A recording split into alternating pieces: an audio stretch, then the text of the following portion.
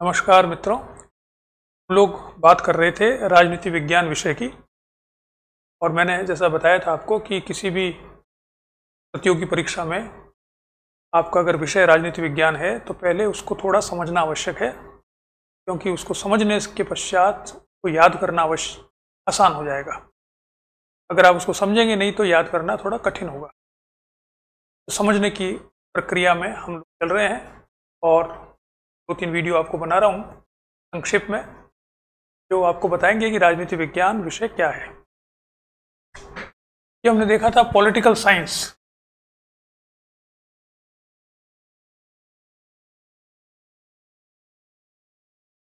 इसमें ये हमने किया था कि पॉलिटिकल मतलब पॉलिटिक्स, राजनीति विषय है और उसको पढ़ने का तरीका एक वैज्ञानिक है, जिसे राजनीति विज्ञान कहते हैं। इसके अलावा जो दूसरे तरीके हैं वो है दर्शन, वो है सिद्धांत, वो है चिंतन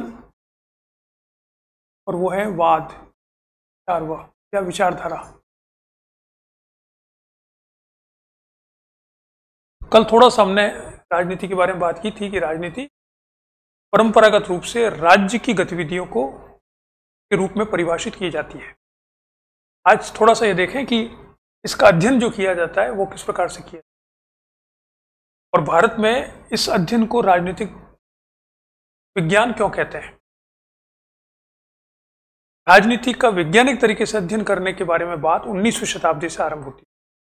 उससे पहले राजनीतिक अध्ययन वैज्ञानिक तरीके से नहीं किया जाता था, और ये मूलतः जिसे हम कह सकते हैं, अगर एकेडमिक साइंस में देखें तो यह प्रत्यक्षवाद का प्रभाव है, पॉजिटिविज्म।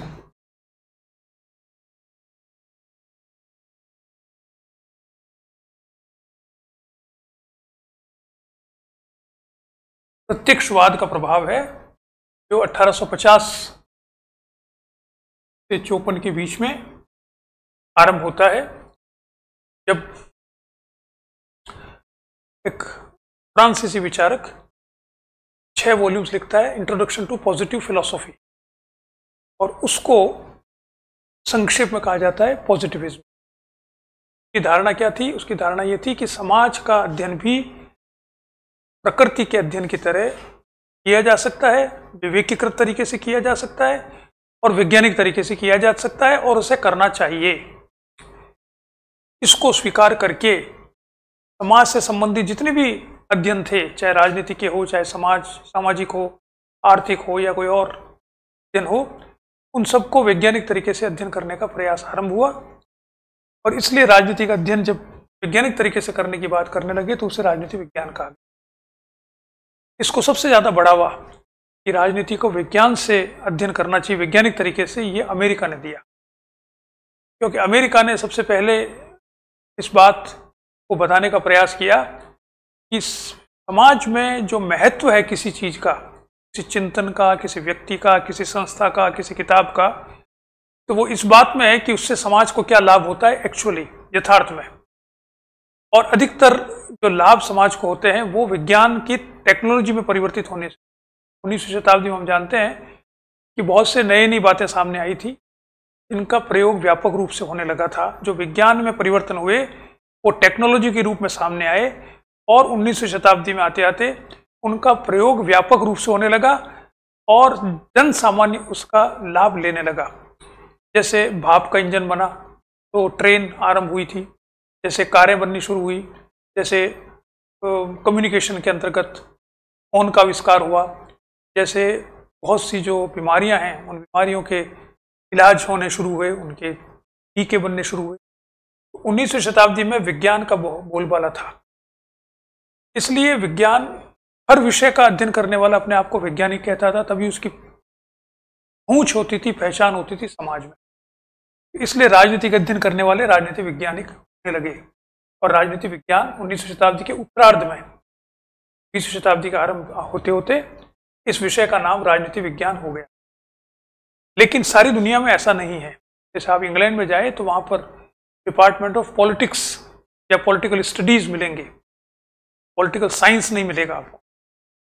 बहुत से दूसरे जो देश हैं जहाँ परंपरागत रूप से राजनीतिक अध्ययन किया जाता है, उन्होंने इस विषय का नाम राजनीति विज्ञान रखने से मना कर दिया, क्योंकि उनका मानना था कि राजनीति का अध्ययन और भी कई तरीके से किया जाता है, उसमें से वैज्ञानिक तरीका एक है, तो सिर्फ उस एक तरीके से अध्ययन करने को विषय का नाम नहीं देना चाहिए।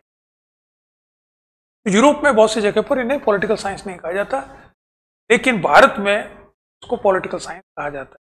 तो इस विषय का नाम राजनीति विज्ञान है। हालांकि इसमें जो विषय के अंदर जो उप विषय हैं, वो सिर्फ ये नहीं है कि वैज्ञानिक तरीके से अध्ययन किया जाए, उसमें दर्शन भी आता है। पॉलिटिकल फिलोसॉफी का अध्ययन भी पॉलिटिकल साइंस में करते हैं, पॉलिटिकल सिद्धांत का अध्ययन भी पॉलिटिकल साइंस में करते हैं, पॉलिटिकल थॉट का अध्ययन भी इसमें करते हैं, और पॉलिटिकल आइडियोलॉजीज का अध्ययन भी इसी में करते हैं। तो राजनीति विज्ञान को व्यापक विषय का नामकरण माना गया। दूसरा है इसमें दर्शन। दर्शन का अर्थ होता है कि किसी भी विषय के दर्शन की अगर हम बात करें तो उसका अर्थ है कि उस विषय के जो मूलभूत तत्व हैं उसके बारे में गहन चिंतन करना, वो उस विषय के दार्शनिक पक्ष को उजागर करता है, और उसमें उसके जो सबसे अच्छा काल्पनिक आदर्शात्मक स्वरूप हो सकता है उसका भी अध्ययन किया जाता है। तो पॉलिटिकल फिलोसॉफी की जब हम बात करते हैं, इसका अर्थ यह है कि हम पॉलिटिक्स के जो मूलभूत तत्व हैं, जैसे राज्य है, जैसे जितनी भी अवधारणाएं, अधिकार हैं, स्वतंत्रता है, न्याय है, समानता है, संप्रभुता है, ये जो मूलभूत तत्व हैं जिनके चारों तरफ राजनीति का अध्ययन किया जाता है, राजनीति के तत्व हैं, उनका बारे में गहन चिंतन विश्लेषण करने का प्रयास किया जाए तो वो राजनीतिक दर्शन होता है। इसके बाद आता है राजनीतिक सिद्धांत। राजनीतिक सिद्धांत अधिकतर व्यक्ति विशेष का होता है, और ये दर्शन से थोड़ा कम कॉम्प्लेक्स होता है, इसमें दर्शन से थोड़ा कम जटिल होता है ये, और यह किसी विशेष ग्रंथ में वर्णित होता है। यानी there should be a formal book और टेक्स्ट विच डिनोट्स थियरी। राजनीतिक सिद्धांत ऐसा नहीं हो सकता कि आपको सब कोई पॉलिटिकल थियरी हम पढ़ना चाहते हैं तो उसकी किताब रेफर कीजिए, पहले बताइए कौन सी किताब से पढ़ना चाहते हैं। तो जितने भी बड़े बड़े पॉलिटिकल थियरिस्ट हुए हैं, राजनीतिक सिद्धांतकार हुए हैं, बड़े वेत्ता, उन सब ने कोई न कोई ऐसा टेक्स्ट लिखा है किसी पर्टिकुलर, किसी विशेष अवधारणा को लेकर, विशेष समस्या को लेकर, जिसको बाद में रेफर किया जाता है कि वो राजनीतिक सिद्धांत उसमें है। जैसे हम बात करें कि स्वतंत्रता का राजनीतिक सिद्धांत कहाँ मिलेगा, तो हम कहेंगे जॉन स्टुअर्ट मिल की ऑन लिबर्टी पुस्तक देखिए। हम कहेंगे संप्रभुता का राजनीतिक सिद्धांत कहाँ मिलेगा, तो हम कहेंगे हॉब्स की लेवियाथन का अध्ययन कीजिए। हम कहें कि प्राकृतिक अधिकारों का राजनीतिक सिद्धांत कहाँ मिलेगा, तो हम कहेंगे जॉन लॉक की पुस्तक का अध्ययन कीजिए। तो इस तरह से हम कह सकते हैं कि राजनीतिक सिद्धांत एक व्यक्ति का होता है सामान्यतः, और एक पुस्तक में वर्णित होता है फॉर्मल रूप से। राजनीतिक चिंतन जो होता है वो बिखरा हुआ होता है, उसको कहते हैं कलेक्शन ऑफ आइडियाज। ये विचारों का समूह है।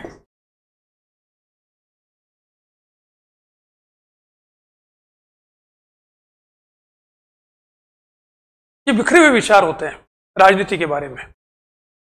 तो ये चिंतन किसी चिंतक का हो एक पुस्तक में जरूरी नहीं है, होता भी नहीं है। ये एक सामूहिक रिप्रेजेंटेशन होता है विचारों का, और सामान्यतः यह किसी समूह के राजनीतिक विचारों का समुच्चय होता है। ये किसी ऐतिहासिक संदर्भ में स्थापित होता है। जैसे हम कह सकते हैं 17वीं शताब्दी का ब्रिटेन का राजनीतिक चिंतन, हम कह सकते हैं यूनान का राजनीतिक चिंतन। यूनान की राजनीतिक सिद्धांत नहीं कहते, राजनीतिक सिद्धांत कहते हैं प्लेटो का राजनीतिक सिद्धांत। यूनान का राजनीतिक चिंतन, 17वीं शताब्दी का राजनीतिक चिंतन। तो राजनीतिक चिंतन पूरे समूह, पूरे समय एक विशेष के विचारों का समुच्चय प्रस्तुत करता है। इसलिए ये थोड़ा फ्लेक्सिबल होता है, ये थोड़ा बिखरा हुआ होता है। जैसे हम महात्मा गांधी के राजनीतिक विचारों का अध्ययन कर सकते हैं तो राजनीतिक चिंतन कह सकते हैं, लेकिन हम महात्मा गांधी के राजनीतिक सिद्धांत की बात नहीं करते। राजनीतिक सिद्धांत की बात करते हैं किसके? हॉब्स के लेवियाथन की। और विदावाद ये विचारधारा का अर्थ ये होता है जिसमें विचार को राजनीतिक उसका एक समाज का आदर्शात्मक स्वरूप हो और उसको प्राप्त करने का मेथड भी हो।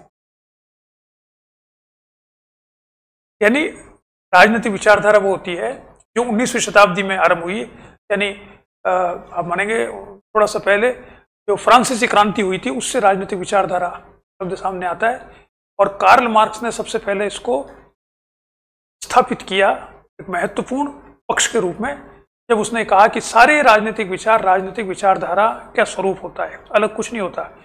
Everybody is bound by A political ideology का क्या अर्थ है?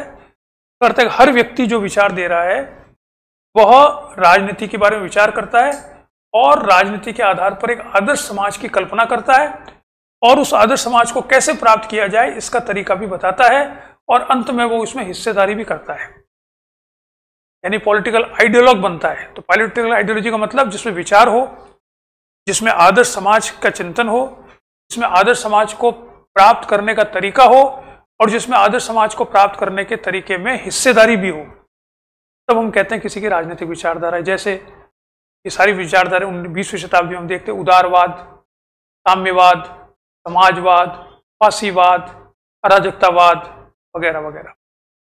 ये तरीके हैं जिनसे राजनीति का अध्ययन किया जाता है। फिर आज इतना ही।